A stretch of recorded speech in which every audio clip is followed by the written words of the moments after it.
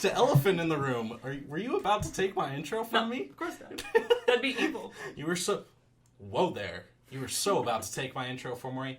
Wow, I can't even speak right now. This is our first time back in a while, so... We had a wonderful winter break, and I hope everybody else did as well. But let's get into this week in review.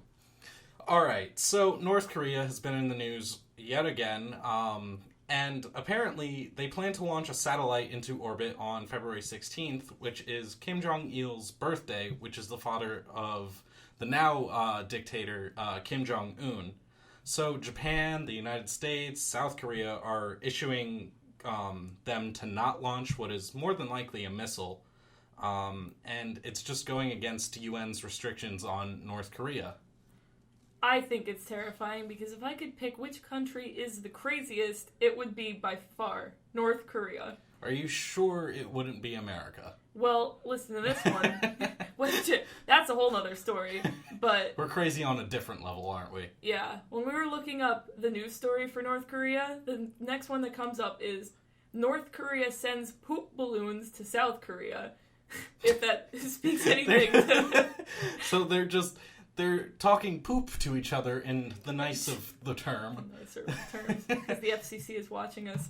South Korea was mad about the nuclear testing, and they sent propaganda balloons over that were like, hey, don't do that. So North Korea took it to a whole new level and sent actual poop balloons over to filled with cigarette butts and poop. And actual poop, used toilet paper, among other things. It's just so disgusting that, like, it's even thought about to do something like that. Yeah, usually when I think revenge, I guess if you were to, like, set dog poop on somebody's doorstep, but that's like, what are you, 10? Yeah, that's like... Come on, North Korea. Come on, it's Kim Jong-un, though. So, what's our next thing in review? Oh, the Super Bowl Sunday. What's the Super Bowl? What's this? Oh my god. What's this is the why Super I'm the Bowl? sports person. Well, back in 1960-something, the AFL and the NFL championship. I'm sure you don't want to hear that. Jesse has no idea. What? Wait. I don't know any of these words. I don't know sports. Sarah. NFL? Yes. National Football League? Sure. Anyway.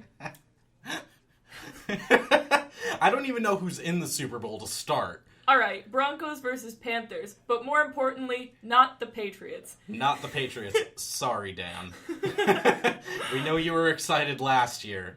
It's not this year, though. I'm smiling. I'm sure not everyone's smiling, but I'm a Jets fan. And You're a Jets fan? I'm a Jets fan. I mean, I like planes just as much as the next guy, but... Ha ha ha ha ha ha ha ha. Don't make fun of me. And it's not just because I like the taste of losing. I swear. Anyway, the Broncos won to the Patriots 20-18. One of my friends that loves the Patriots says they played like drunken toddlers, but I think most people that don't like sports are more happy about the Tom Brady jokes. One of my favorites is him crying on the football field saying, "Those footballs are so heavy with all that air in it." That was like a last year thing too. Throwback to all the old jokes. Yeah, Brady will never live it down. I mean, yeah. I mean, does any celebrity ever live down anything? Chris Brown. We don't hear anything about that anymore. I mean, no, there's still jokes about that. Are there? There's always jokes about that. We just haven't, like, personally said anything. We're everybody, Sarah. We're everybody. That's the main thing. And also, this week in review, the Iowa caucus, which was wonderfully presented by the lovely people here at WSIN Radio. Yes. And are also covering it on Monday for the New Hampshire caucus. On Monday, and they do an excellent job, so definitely go listen to them. But let me give you a quick rundown. Ted Cruz came in first. Trump was trumped. Oh my God. You actually used that joke. I did. Of course, Sarah. It's on the paper. Trump trumped. Trumped. Down to second, and then Rubio, surprisingly super happy about getting third. But I have a theory about this. I like this theory. Good theory. Rubio is happy about getting third because A, Cruz, there's some shifty things going on, and the fact that Cruz is a Canadian, I don't know. Is he actually Canadian born? I believe so, yes. And then So Rubio's happy about that, but I think he's more happy about learning that Donald Trump can actually be beaten. He came in second, which is a major like surprise in a lot of people's eyes. Yeah, because immediately when you think of the Republican Party now, you think Trump. Yeah, exactly. And so onto the Democratic side of the caucus. Hillary and Bernie, so incredibly close that they had to toss a coin to decide the winner. It's not like we're deciding anything important. It's just, who's going to be the next president of the United States of America. What? Like, I want to go around and flip a coin and just to everybody and give them two choices, Hillary or Trump. And whatever that coin lands on is who our next president is going to be. It's a genius idea. Let's do that. Let's decide the fate of our country in the hands of a coin. Way to go, Democrats. Congratulations. And poor old Martin O'Malley, he got no votes, so he had to drop out of the race. Well, he dropped out? Yeah, Martin O'Malley dropped out. I finally started seeing him on the Democratic posters. Yeah, he at least has his website. We have a website, don't we? Yeah, our website is not finished. It looks very elementary school-ish. But, what would you rate this week? If we were to give it a rating, what would you rate it, Sarah? I think the coin toss just puts that thing through the roof. I mean, really, guys? So, out of how many Trump heads would you vote Kim Jong-un? On crazy level? I don't know. I'm thinking about on a level of, 2 Kim Jong-uns out of 5 Trumps. Is that a crazy scale, or a way to get your face in the news scale, or what? It's a scale. That's all I'm telling you. It's just a scale. 16 elephant anuses, because that's what's on my page. Really? Okay. There's one. There's just one. All right. Well, wow. Is it recording? Yeah, of course.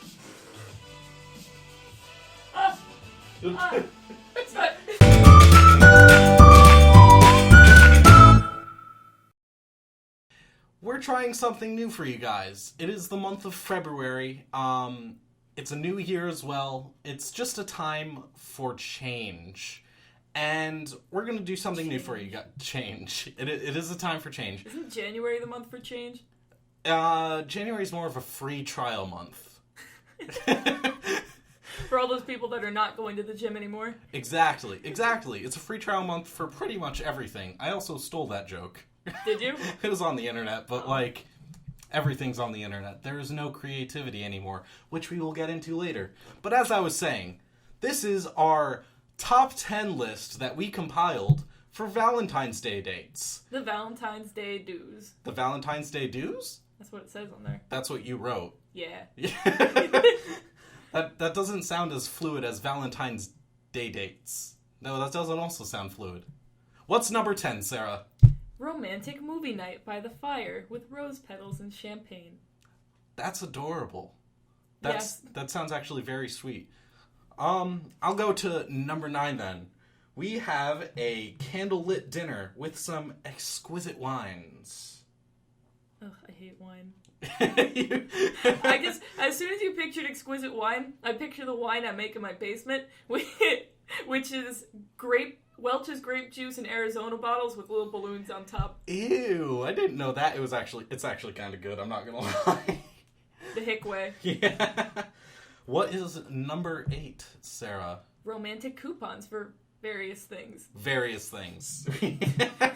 The first thing I came up with was clean the house naked, which I don't even think is an attractive thing, but it'd be really funny to watch if they had to do it.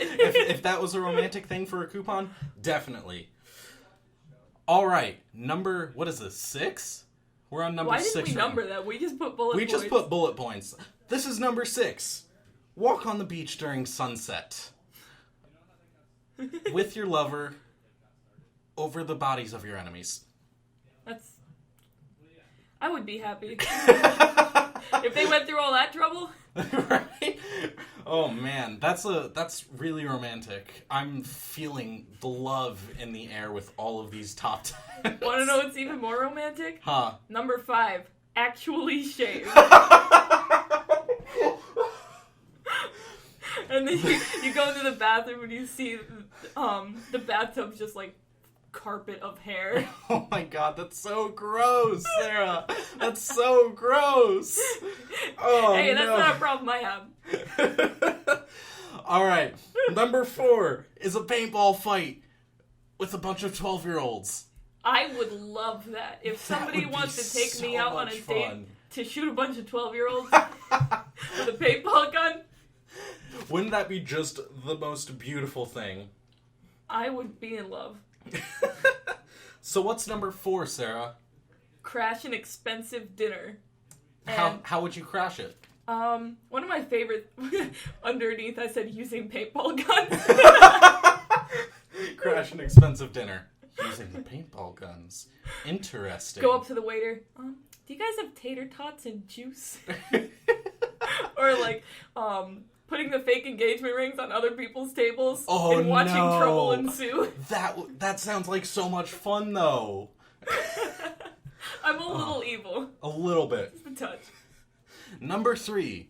Are you ready for this? This is the most romantic thing I could have possibly thought of. Setting a school of bunnies on fire. Because everybody knows bunnies are evil and they must be stopped. I don't know. That was the first thing I came up with when we were doing this list. It was the first. That's not a joke. One of the quotes I wanted to say about this was, when prompted about Valentine's Day, Jesse's quote is, "All I can think about is murder." I'm not troubled, I swear. Look out, Brianna. Whoa, no, I love her. She's amazing. No, she's great. I got her a really nice Valentine's Day present. It actually came in the mail. I'm not going to spoil it. Don't spoil it. I mean, she knows more than likely. I'm bad at keeping secrets. Yes, he is. But what's number 2 on your list, Sarah? Nuke a baby whale in their honor. Oh. Using paintball guns. Why did these get so much sadder? It's your fault. It pretty much is my fault. When you're really in love with somebody, you will nuke a baby whale for them with the help of North Korea. And the number 1 thing on this list is actually something that's kind of evil, but not to the degree of, like, setting a group of bunnies on fire. You get to point and laugh at all the single people. That's the number 1 thing on my list. Because on Valentine's Day, those who are single, forever alone, and don't know the nature of their relationship status, that's what they really want. Oh, you know it. They're midway through their Ben & Jerry's carton that they're eating all by themselves. You see you and Brianna skipping through a field, like... They're over by their window, and we just, like, point and laugh. Apparently, there was something online about what people do on Valentine's Day. My girlfriend actually brought this up to me. And people stare at people in Times Square and try and count how many people get engaged. Isn't that the cheesiest thing on this planet? That's really funny. That's the cheesiest thing I could possibly think of. I know this is super romantic, but me and ex-boyfriend. Oh, okay. You're crossing different territory now, Sarah. When we were in high school, on our 1-year anniversary, we took I don't know if you guys have heard of the mayonnaise jar prank, but when you take an empty mayonnaise jar and put vanilla pudding in it and eat it in front of people. Oh, man. I probably would have puked on sight. That sounds so gross. We ate enough vanilla pudding where to this day we don't eat it anymore. Because it was so funny. We almost made people throw up. I would have. I so would have. It was romantic. Obviously. Well, that was our top 10 list of romantic do's. Or don'ts. But you are listening to WSIN Radio, WSINradio.org, or 1590 AM. Alright, and we have another segment for you guys. It's called This Week in Ridiculous. And there's always something ridiculous going on in the world. It's hard to pick. It's really hard to pick. But this week was a major upset, especially in the online world. There's a popular YouTube channel called The Fine Brothers, and basically they got famous off of making a series of reaction videos, and they decided to create a channel called React World. Now, have you seen their videos? They created series like Teens React, Kids React, Elders React. I've seen them. You've seen them. I mean, the only one I ever really remember React video-wise was the older woman. Oh, reacting yeah. to 2 Girls, 1 Cup. Definitely. Yeah. But I feel like everybody has seen the React series. Exactly. In some form. It's become very viral. But the reason people are so upset over React World and the Fine Brothers is the fact that they started to they trademarked the word React. And I don't know if you know anything about trademarking things on YouTube. They started going around and hitting channels with copyright claims and like trademarks and everything like that, and started shutting down channels because they're using React in their titles, which that's a little too much power, don't you think? Yeah. Who approved that? Somebody has to go and approve every single copyright thing, and somebody was like, this is going to be really fun to watch. Yeah.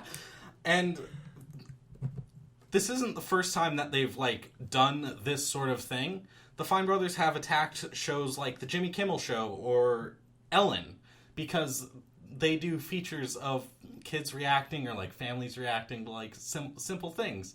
And they were basically claiming that they're taking their formula of humans reacting to things, which is a natural thing that humans do since the dawn of time. Yeah, because all life is taking energy from something, doing a reaction, and then spitting stuff out. I wonder how much copyright claims we're going to get hit for saying react so much. This is our last show, guys. We're actually broke. Bye. They actually did take down their trademark, though, and Good. React World, because the internet was in a huge eruption of upset. The Fine Bros, at the start of announcing React World last week, had 14 million subscribers. This week, by the time I wrote down this show, they dropped down to 13,650,000. That's over 500,000 people that unsubscribed from their channel because of this major upset, this flunk that they've done. Tell those people to come our way. Yeah. Especially the cute ones. Exactly. Most people spend 7 years trying to get 500,000, and in 1 week, they lost 500,000 subscribers. And in doing so, they released a very bitter apology video.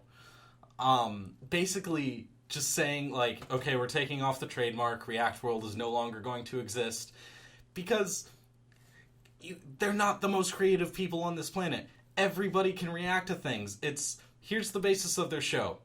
They get other people, it's not them, they get other people to watch videos that they didn't create and react to them. Which is ridiculous. It's a crazy concept. That'd be like if Leonardo da Vinci was like, nobody else can paint anymore. That's my thing. That's just our thing. And there's been a bunch of these things going on recently, such as video gaming companies EA and Ubisoft, or is it Ubisoft? I don't really know. I don't like that. It sounds profane. But Ubisoft are in a battle against whoever owns the word Ghost, because Ubisoft owns a video game franchise called Ghost Recon, and EA owns a gaming studio that develops games called Ghost Games. And just this whole trying to trademark words thing, it's ridiculous. I'm pretty sure Pac-Man has ghost dibs on Ghost. Pac-Man has ghost dibs? And there's a movie called Ghost. Paranormal Activity. It's just, there can't be any more ghost things going on, guys. You can't have it. This is our debate section. What is our debate today, Sarah? Crazy lawsuits. Should we copyright words? To which I think both of us opened with, I wrote absolutely not in all capital letters. I wrote no with a flower. You wrote no with a flower? A flower. A little flower? Why can't you write it with a flower? They're covering your... Oh, yeah. Yeah, let's not say that on the radio. All these doodles... Myself. Yeah, Sarah doodles on our notes, and it's fantastic.